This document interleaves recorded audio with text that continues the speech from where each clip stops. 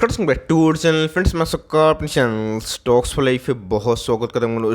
Fill family डे फिल members को पता है कि शाम को हमारी एक वीडियो आती है स्टॉक फटाफट या फिर न्यूज़ फटाफट, जहाँ पे वीडियो एक चर्चा ने कौन स्टॉक में क्या न्यूज़ आ रही है और क्या बेस्ट बाइंग लेवल इमर्ज हो रहा है।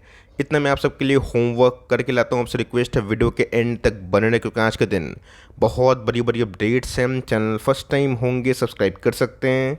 इस तरह की क्वालिटी कंटेंट को सबसे पहले एक्सेस करने के लिए now without dealing any for time let's begin.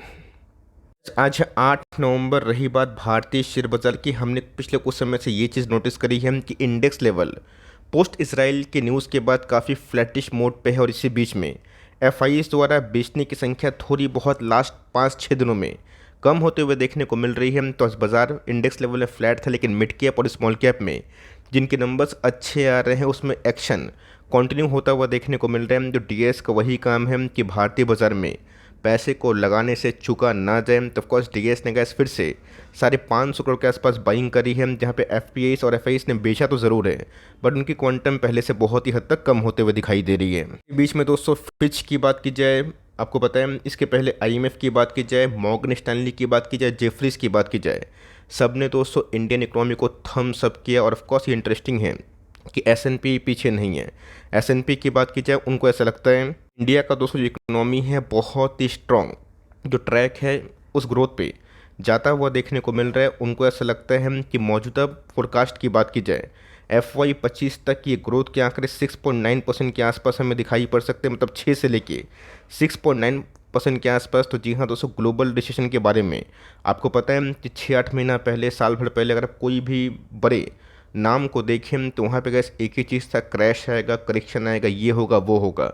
But दोस्तों इकोनॉमी की बात की जाए, बाउंस बैक हमें यूएस बाज़ार सहित सब में देखने को मिल रहा है, और उसमें दोस्तों इंडिया लीडर है। और इसी बीच में क्रूड के प्राइस में पिछले कुछ समय से थोड़ी बहुत नरमी हमें देखने को मिल रही है, जो इंडियन आउटलुक जो है ना उसको और भी मजबूत बना देता है। सब दोस्तों इंडिया को लेके जो आउटलुक है मैं क्यों बताना की आवश्यकता समझता हूँ, बिकॉज मुझे लगता है कि आपको इंडिया के डेमोग्राफी भरोसा करना पड़ेगा। अगर आप निफ्टी को 50,000 1 लाख देखना चाहते हैं तो निफ्टी का वैल्यूएशन आपको समझ में आना बहुत ही इंपॉर्टेंट है। 18 से 20 का पी का 22 का पी मुझे बहुत ही अच्छा प्राइस ट्रेंडिंग लगता है। जो निफ्टी बिल्कुल भी उस जोन में ओवर वैल्यूड नहीं है, और मेरा ऐसा मानना है गोइंग फॉरवर्ड निफ्टी का फॉरवर्ड पी अगर आप निकालें 1 आध साल के बाद ये हमें 20 के नीचे दिखने को मिलेगा, जो अभी भी का कोई बबल जोन नहीं है। ब्लैक स्वेन इवेंट आता है कि जैसे यूएस में कोई बैंक डूब गया, ये हो गया वो हो गया, इस इसराइल की न्यूज़ आ गई, ब्लैक स्वेन इवेंट ही है, इस पर किसी का कंट्रोल नहीं होता। लेकिन दोस्तों अगर हमारा आउटलुक सही है, इकोनॉमी सही है, क्रैश की बात की जाए इसका आप स्वागत कर सकते हैं अगर आपका नज़रिया 3-5 साल का है। तो बीच में कैसे एक कंपनी की बात की जाए, बालाजी एमाइंस, उसने बहुत ज़्यादा निवेशक को डिसअपॉइंट किया है इस क्वार्टर के नंबर्स। ऑल दो एल्केली एलिमेंट्स के भी उतने खास नहीं थे, बट बालाजी एमाइंस के नंबर्स की बात की जाए 630 करोड़ के आसपास रेवेन्यू घट के 287 रुपीज़ इन करोड़ से होता हुआ देखने को मिल रहा है। ऑफकोर्स क्वार्टरली बेसिस पे भी हमें अच्छी खासी फॉल देखने को मिल रही है, और जिसका फल ये हुआ कि कंपनी को दोस्तों जब से मैं ट्रैक करना शुरू किया हूँ तब से कैसे ये ना इनके लोएस्ट मार्जिन 14% के आसपास के बदौलत इनके प्रॉफिटेबिलिटी बहुत ही हद तक गिरते हुए देखने को मिल रहे हैं। 118 से 36 क्वार्टरली फ्रंट की बात की जाए 67 से, उसमें भी हमें एक ह्यूमंकस ड्रॉप देखने को मिल रहा है। मतलब दोस्तों अभी भी ना बहुत सारी केमिकल्स कंपनी अपने मार्जिन्स को रीस्टोर कर रहे हैं, रीगेन कर रहे हैं। हमने बहुत सारी कंपनीज जैसे कि लक्ष्मी ऑर्गेनिक, एसआरएफ, दीपक नाइट्रेट और बहुत सारी कंपनीज में देखा। लेकिन दोस्तों अमाइंस का बिजनेस अभी भी फार्मा में बहुत डिपेंडेंट है। ऑल दो फार्मा का तो बेस तो बनता हुआ देखने को मिल रहा है, बट उन सब में एपीआई में रिकवरी कब आएगी उसके लिए गैस हमें वक्त देना पड़ सकता है।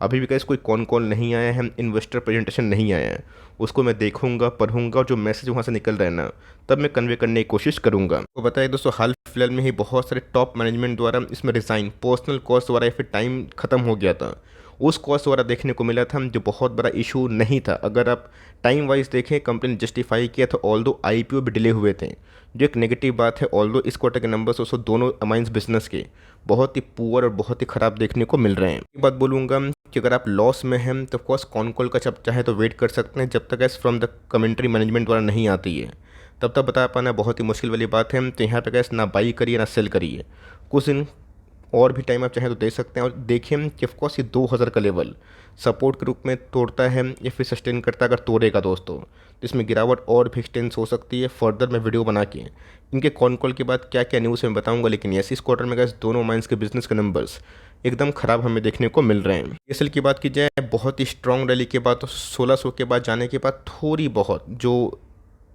पेस था उसमें रोकथाम देखने को मिल रहा है। आज हमें सीडीएसएल में फिर से हरियाली देखने को मिली, बट आज हमें वही 1.5% के आसपास उछाल देखने को मिली है। लोग कमेंट बॉक्स में पूछ रहे हैं कि सर सीडीएसएल को हमने वीडियोस को देख के 900, 1000, 1100-1200 में ऐड किया है तो क्या इधर पे निकलना सही है? 200 का देखिए, आपका प्रॉफिट बुकिंग जोन आ गया है।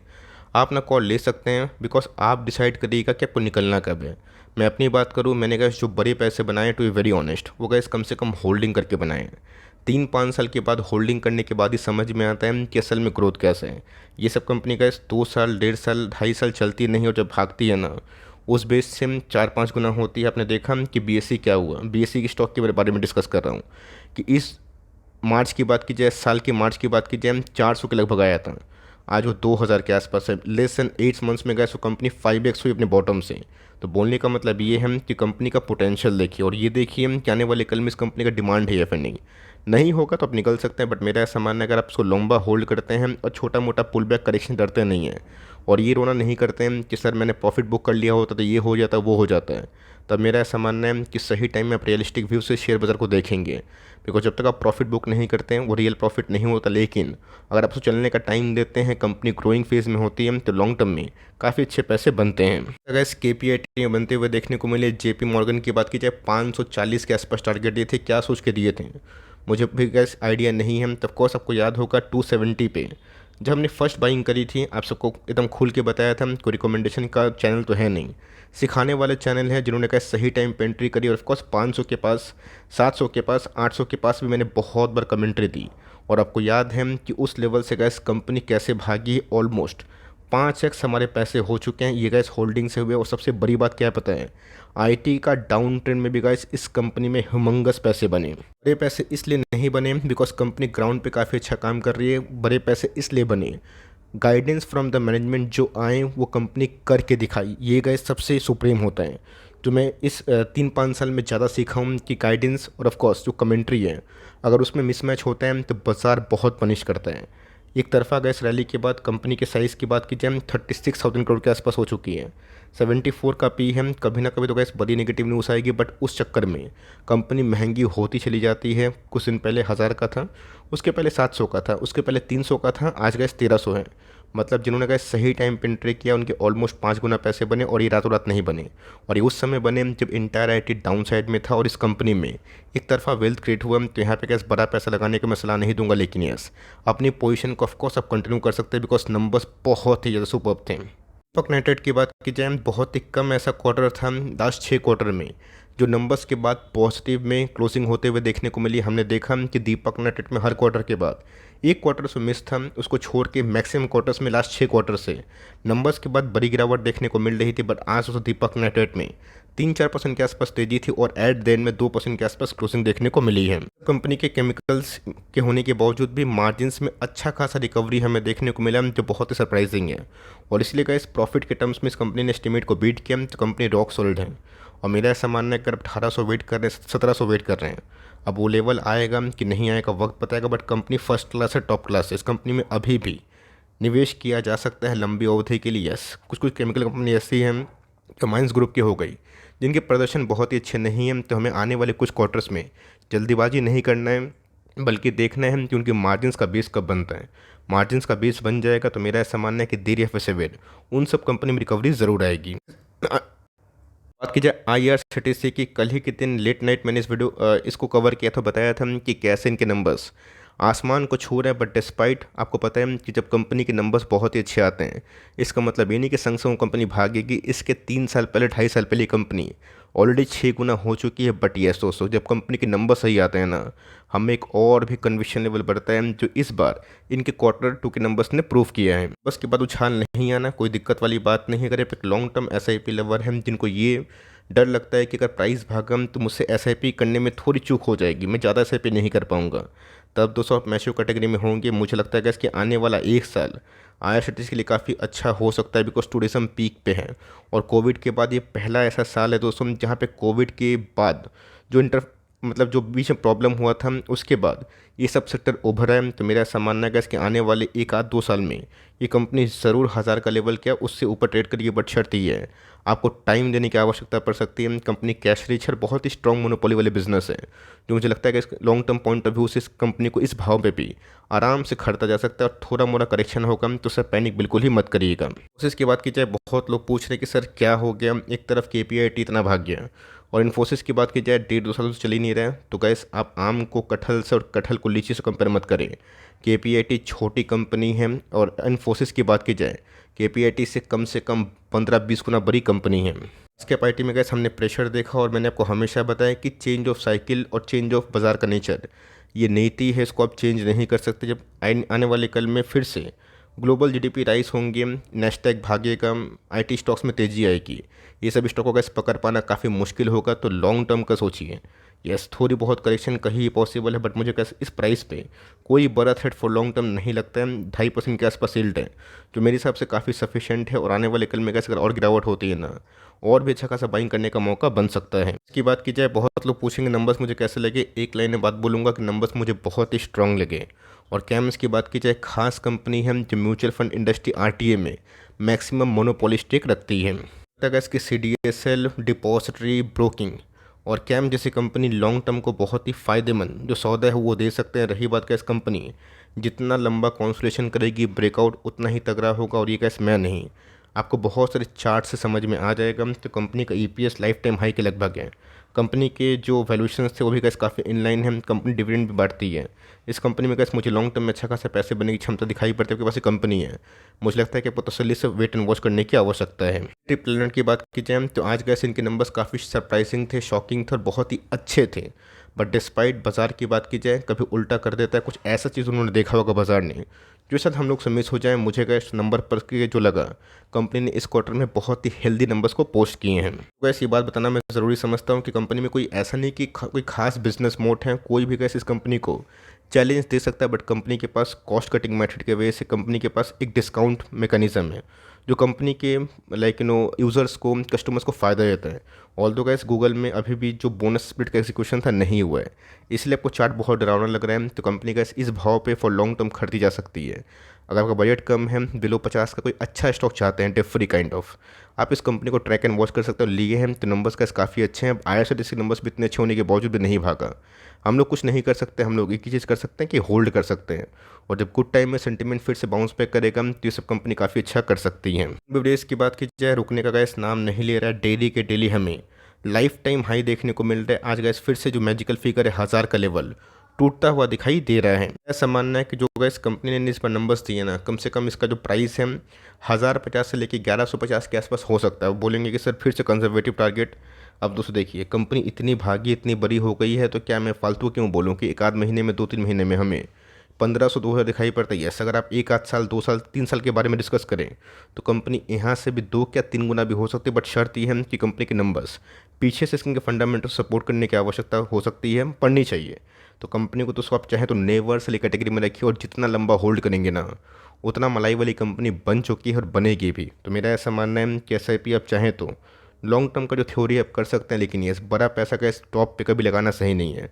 बीच बीच में जब गैस करेक्शन होती है, जब लोग फिर से बोलते हैं कि अब तो वीबीएल गया, अब गिरेगा, ये होगा वो होगा, तभी गैस पैसा लगाने का टाइम है। बीच में जो अचानक से इंटरडे में आज से 15-20 दिन पहले गिरा था, और उसी दिन गैस हमें रिकवरी भी देखने को मिली, और वही जिनको घुसना था निकलना था, इस चेंज ऑफ हैंड्स हमें दिखाई दे चुके हैं। वायर की बात की जाए, ये भी कैसे एक छोटी कंपनी है जो प्लास्टिक वायर्स एंड ट्यूब्स में, स्टील के मेटल्स में ऑफकोर्स रिसाइकलिंग में काम करते हुए दिखाई पड़ते हैं। और इनके नंबर्स इनलाइन होने के बाद, और बीच में कैसे कोई स्टॉक का बोनस का एग्जीक्यूशन था जो कि एडजस्ट होने के बाद कंपनी स्ट्रॉन्ग नंबर्स के बाद फिर से 12% चढ़ चुकी है। कंपनी की बात की जाए, अच्छा फंडामेंटल्स है। Yes, valuation point of view की बात की जाए तो 19 का पी है जो बहुत ही हाई नहीं है, और पिछले कुछ समय से गैस काफ़ी कंसिस्टेंट परफॉर्मेंस इस कंपनी ने दिया है।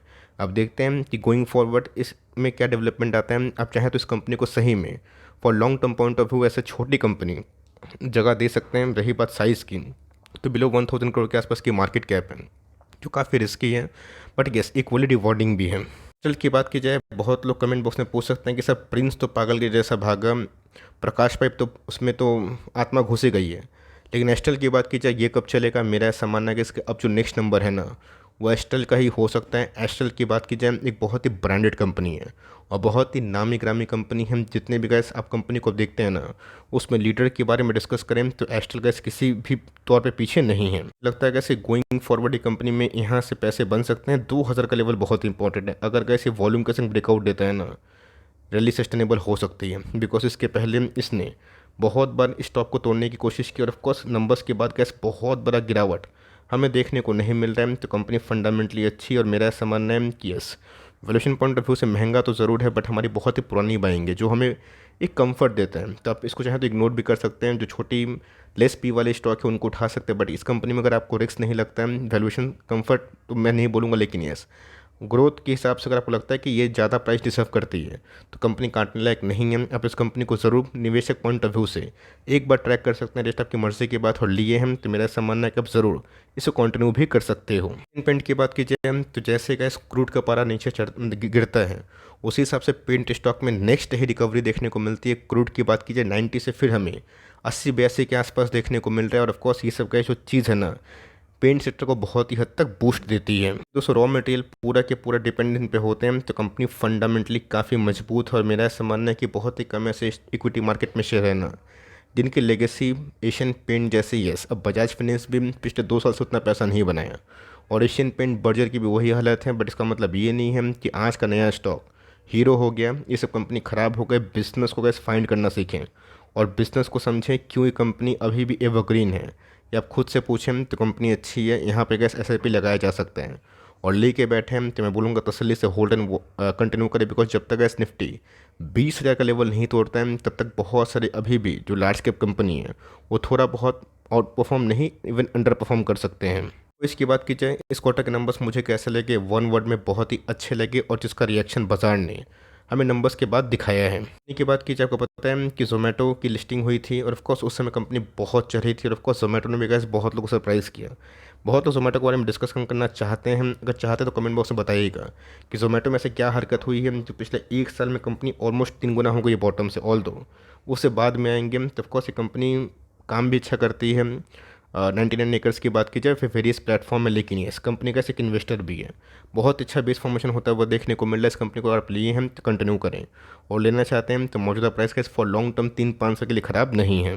की बात की जाए, कल दोस्तों देखते हैं कि इनके नंबर्स कैसे हमें देखने को मिल रहे हैं। कल है 9 नवंबर और मुथूट फाइनेंस गैस फाइनली अपने Q2 के नंबर्स को पेश करेगी। याद होगा दोस्तों, लास्ट क्वार्टर में नंबर्स ख़राब नहीं बोलूँगा, लेकिन यस मॉर्गन स्टैनली ने MS ने इनको डाउनग्रेड किया था। ऑफकोर्स एक क्वार्टर के बाद फिर से उसी लेवल पे देखने को मिल रहा है। यहाँ पे गैस थोड़ा बहुत कॉन्सोलेशन हो रहा है, तो थोड़ा बुरा बेस भी जो है आप कंसिडर कर सकते हैं। इस लेवल को गैस तोड़ने के बाद एक अप ट्रेंड की रैली हो सकती है। हमें गैस फोकस करना है कि कल के दिन नंबर्स कैसे हो रहे हैं।